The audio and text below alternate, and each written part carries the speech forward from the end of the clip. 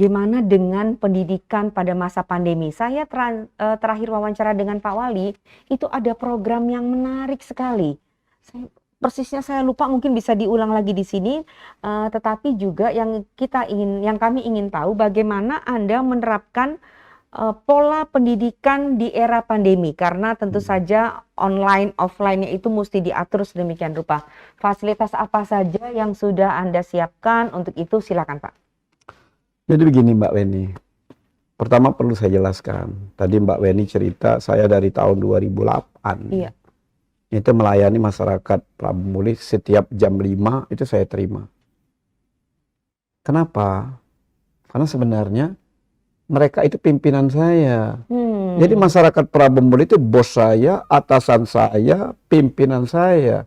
Itu kenapa bukan dia basa-basi ya Pak? Iya, kenapa pimpinan saya, atasan saya? Mereka itulah yang menjadikan saya wali kota. Bukan orang lain. Kalau Pak Gubernur hanya melantik. Kalau masyarakat tidak milih saya, tidak mungkin jadi. Artinya bagi saya adalah masyarakat Prabumuli itu segala-galanya. Saya tidak mau misalnya, nanti ya, pilih saya, nanti kalau saya jadi, saya melayani. Nanti pas jadi, tidak mau melayani. Tapi ingat, hidup kita ini nanti dibalas di akhirat kelak. Nah itu kalau kita berbohong, menurut saya itu hal yang wajar. Kalau Pak Sekda misalnya, kepala dinas, dia tunduk dengan saya. Kenapa? Karena saya yang menjadikan dia. Saya yang menjadikan Sekda, menjadikan kepala dinas. Dan siapa yang menjadikan saya? Masyarakat. Nah tentunya masyarakat bos saya. Makanya sering saya wanti-wanti kepada camat lurah, awas, jangan dihambat urusan pimpinan saya. Jangan dihambat urusan atasan saya. Siapa pimpinan? Masyarakat. Kalau buat KTP selesai 1 hari, 2 hari, 1 hari, kenapa harus 3 hari? Kalau mereka buat KK selesai 1 jam, kenapa harus 4 hari? Nah mereka itu ngadukan ke saya pagi-pagi. Jadi sebenarnya saya nerima subuh itu, yang pertama itu memang tugas saya sebagai melayani bos saya yang masyarakat mempercayakan saya. Kedua, saya ngecek anak buah saya. Ada nggak hambatan-hambatan sih? Cross-checknya jadi tahu, Pak Wali, saya buat ini sudah 4 hari, gini-gini. Nah, jadi saya telepon, kenapa kamu hambat? Apa masalahnya? Nah, jadi sebenarnya cross-check antara antara pelayanan terhadap masyarakat oleh staf saya, dan begitu juga masyarakat bisa mengadu kepada saya. Nah, yang kedua, kadang-kadang ngadepi pimpinan kan wali kota susah Mbak. Kalau zaman dulu, dulu saya terbayang gini Mbak Weni.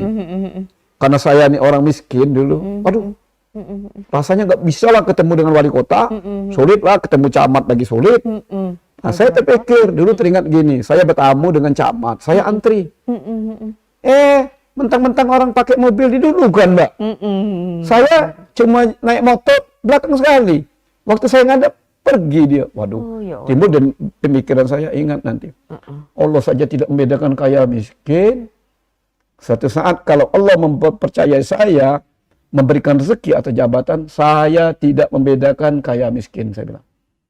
Karena Allah saja tidak membedakan. Siapa yang duluan, ya saya layani. Makanya di Prabumuli atau subuh-subuh itu, siapa yang duluan itu yang saya layani.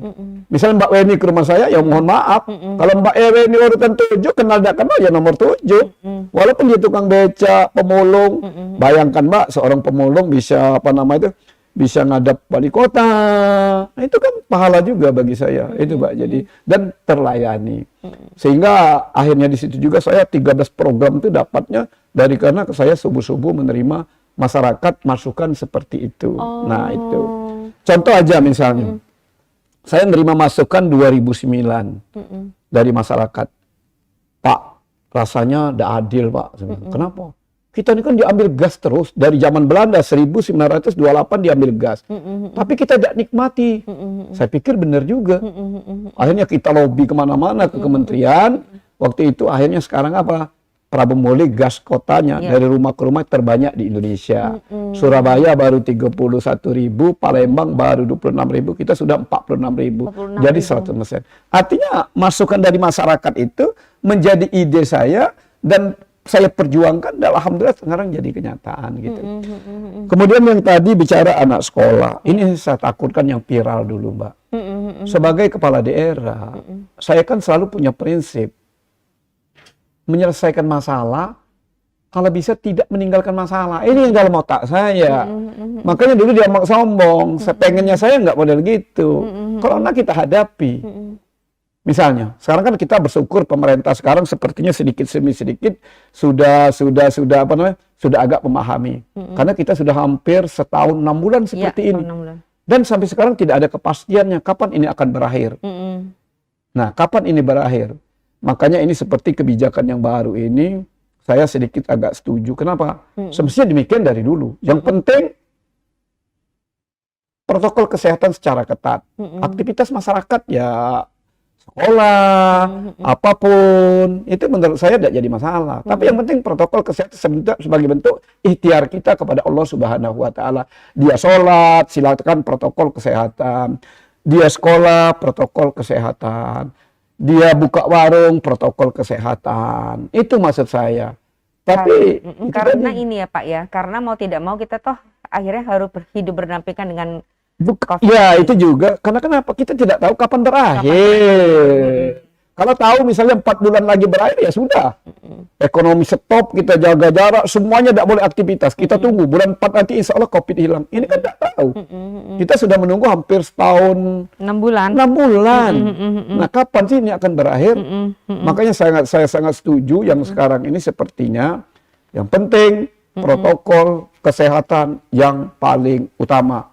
Aktivitas silakan, mall boleh dibuka, sekolah boleh dibuka, pesta boleh. Yang penting adalah protokol kesehatan. Insya Allah kalau ini terjadi ya ekonomi bisa bangkit lagi. Nah terus anak-anak, mohon maaf ini pada netizen yang dengar, dari dulu saya viral. Saya dari dulu sudah saya suruh sekolah khusus Mbak. Iya. Khusus orang-orang yang miskin Mbak.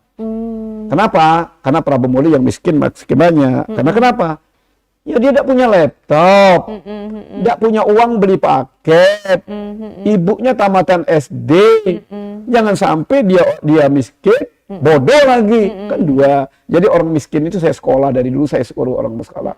Karena saya tidak mampu memberikan anak-anak orang miskin itu laptop. Saya sebagai wali kota tidak mampu membelikan mereka, membayar paket mereka. Saya suruh, kan banyak Mbak. Kalau sudah yang miskin misalnya 500-an laptop, saya nggak punya uang. Jadi saya ambil sekolah aja lah, saya bilang anak-anak yang miskin, saya nggak mampu belikan laptop. Nah artinya, menurut saya bukan hanya Prabu Muli banyak orang miskin, tempat-tempat lain gitu.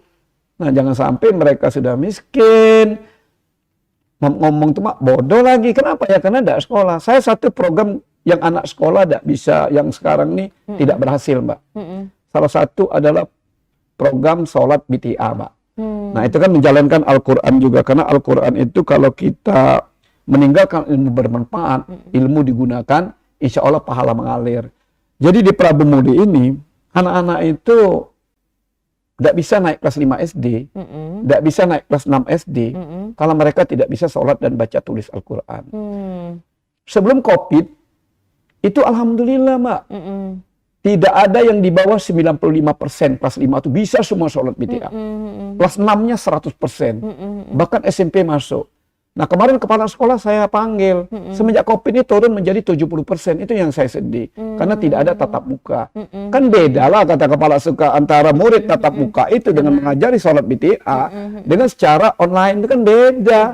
Nah itu, jadi saya sudah mengalami bahwa penurunan program sholat BTA itu, biasa hampir 95-100% anak-anak bisa sholat BTA kalau tatap muka kelas 5 dan kelas 6, tapi semenjak sekolah online ini penurunan menjadi 70%. Saya yakin 70% mungkin yang punya laptop, yang punya paket, yang 30 yang penurunan ini yang tidak punya apa-apa sehingga mereka tidak belajar.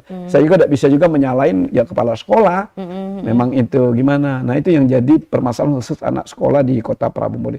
Dan alhamdulillah sekarang kan Pak Menteri sudah membolehkan lagi. Bahkan dulu Prabu Muli itu saya sudah menyusun sedemikian rupa, tapi 3 kali tidak boleh. Saya atur gini di Prabu Muli, masuk, bahkan kita atur kursi. Jadi tiap apa namanya itu disemprot, pulangnya juga saya atur dulu.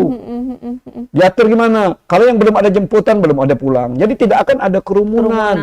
Bahkan orang tuanya sudah saya sekolah dulu, setuju apa tidak? Iya, itu yang Iya, saya sekolah orang tuanya. Jadi lihat dulu orang. Jadi sebelum sekolah. Sempat jalan nggak, Pak? Waktu itu, ya saya kan waktu itu ada dari pusat belum membolehkan. Baru mau sekolah 1 hari, edaran Pak Gubernur tidak boleh lagi. Jadi saya bingung juga sebagai kepala daerah. Padahal saya kan sebagai wali kota yang lebih tahu tentang kondisi. Betul. Ya gitu, jadi sudah kita atur semua gitu demikian. Gimana pulangnya, gimana dia di kelasnya, berapa yang harus masuk sekolahnya. Nah itu yang kita lakukan.